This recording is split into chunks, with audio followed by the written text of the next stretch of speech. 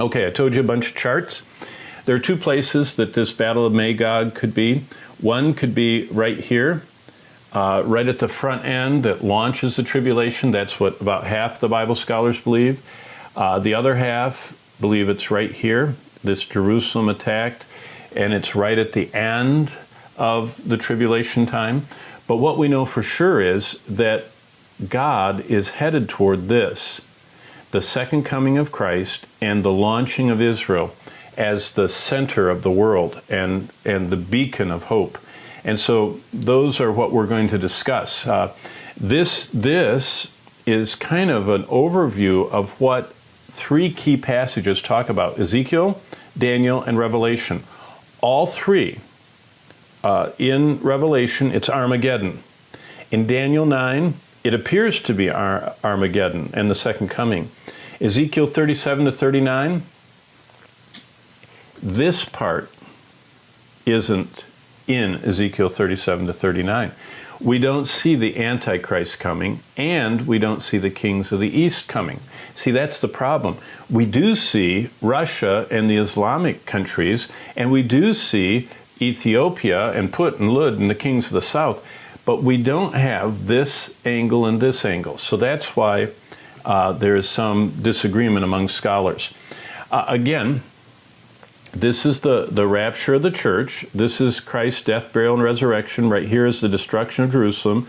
Right now we're in the church age that ends with the rapture of the church. Now look, this is Ezekiel 38 and 39 right here.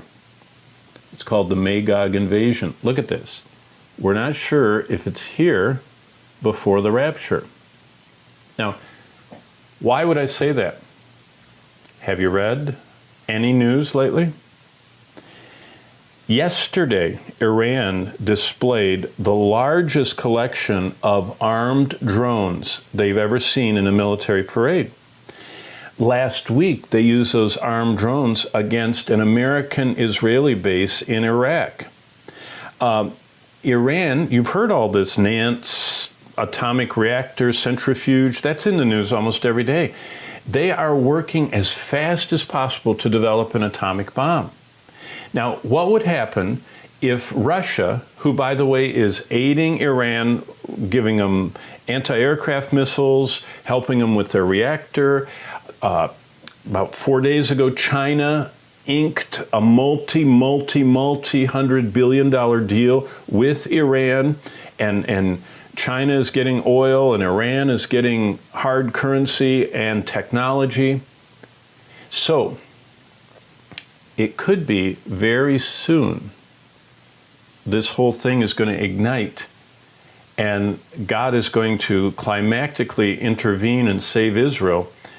And then that launches a kind of a very described time called the 70th week. That's what half of the Bible scholars believe. The other half believe that it's right here, that it's actually a component of the Battle of Armageddon. But even though we're not sure where it goes, we are sure of the 70th week, and that's what we're going to cover when we study Daniel 9 next week. And then, of course, the second coming of Christ right here, which launches the millennium, which this is Ezekiel 38 and 39. This is Ezekiel 40 to 48. See how much Ezekiel has to say? Ezekiel describes in 8 chapters the millennium, with some details that occur nowhere else in the Bible. And again, on another way of looking at this, it could be that this Magog is right here at Armageddon or before, but that just starts these 7 events that we've talked about and we're going to intensely look at next week and the week after. Again, right now we are on earth, but the next prophetic event for us that we're looking for is Jesus to return, the judgment seat of Christ, and that's how I'm going to end this study today, getting ready to stand in front of Jesus. The tribulation, so either what we're looking at in Ezekiel is either here or right here. That culminates with the second coming of Christ, his 1,000-year earthly rule.